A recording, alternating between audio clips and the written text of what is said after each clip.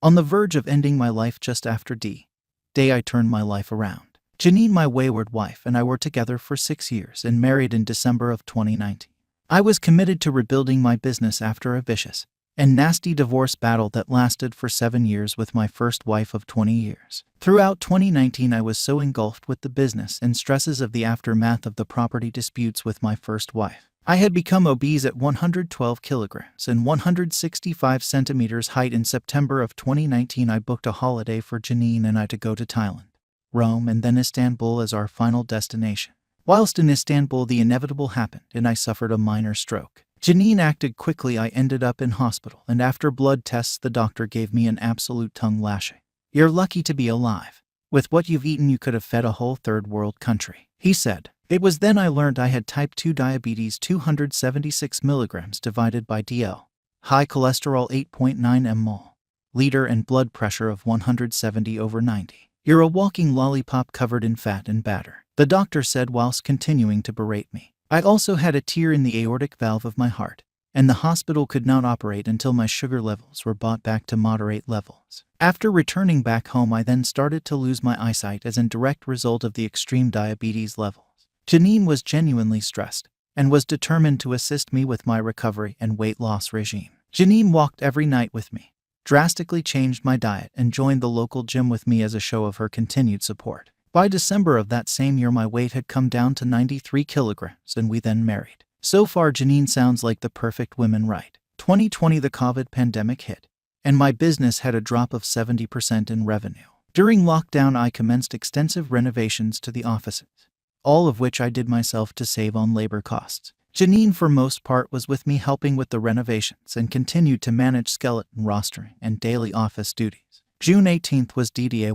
Just prior, I had gut-wrenching emotions, of which I put down to stress of trying to keep my business viable during the lockdown and drastic reduction in revenue. The bank froze my financial repayment commitments, as I previously never defaulted with any of my repayment obligations. I noticed that Janine was spending a lot of time with one particular employee of mine, but honestly never suspected any wrongdoing. He would always be lurking around her office, which was no more than 10 meters away from mine, and suspicion in my mind became overwhelming. My suspicion was compounded by the fact I had sacked this employee early January, and Janine was adamant to re-employ him in mid-February. One late afternoon, the thought of foul play in my mind was compelling, so I walked over to Janine, who was downstairs doing final touch-ups on our renovation works, and directly asked the dreaded question, "What is going on with you and Nas?" "AP, what do you mean? What can be going on?" She calmly replies, "Give me your phone," I demand, and she passes it over without hesitation. I immediately noticed that all messages to my employee Nas AP were deleted, but other messages to other employees were not.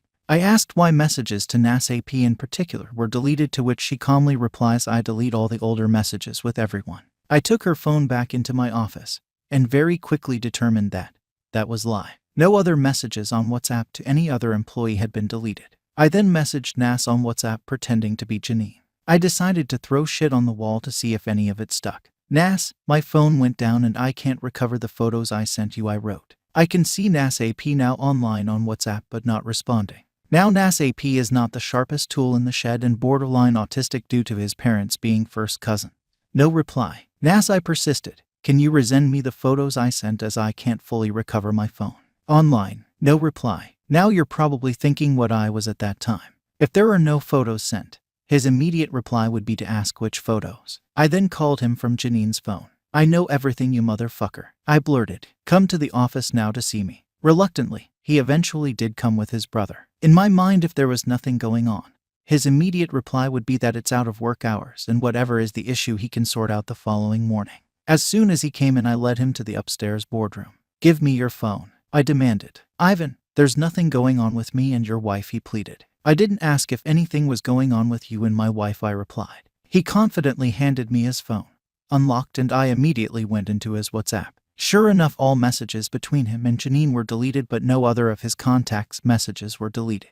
"Get out," I demanded. "You know I won't let this rest," I threatened. The next 4 days and nights I continually interrogated Janine. Both of us without sleep or food. She finally admitted to meeting with Nas AP in mid-January after I had sacked him and ended up kissing in the car. 6 weeks after we were married. She then admitted to meeting up again in March and giving him oral. I was devastated, distraught, and completely heartbroken. I drove to the AP's house and made Janine tell the AP's wife who had just given birth to their first. I then threw her out and put her on the next available flight back to Spain where her family resided. During the following 3 months, we continued to speak on the phone and I continued to interrogate her story. I didn't believe she was telling me the truth. Early September, I then booked a flight to Spain after agreeing to go to marriage counseling and both of us seeing our own psychologist. During this time here in Spain, I booked a personal trainer and worked out every day. My weight is down to 76 kilograms with visible muscle gain.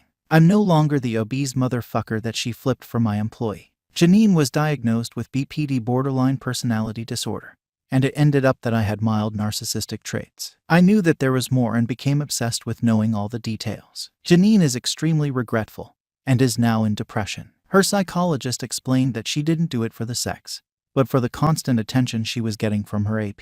Last week, I finally discovered that March wasn't the only time they met up through Google Map location history, but it was also in April. I could not believe that she did not disclose this to me when I literally begged her to put my mind to rest and tell me everything. She eventually disclosed that when they met in March they just kissed and made out in a coastal car park, but it was April that she gave him oral sex. She claimed that she was so disgusted within herself that she stopped within seconds, and that was the end of the affair. Her affair partner could not understand why she would not have sex, and why the fuck did she come out with him if she wasn't willing to go to his friend's house or hotel to have sex. It was him that pulled out his fucking dick and said, "At least suck this then." I honestly don't know where to go from here. Thank you for reading this far, and I'm desperate for advice.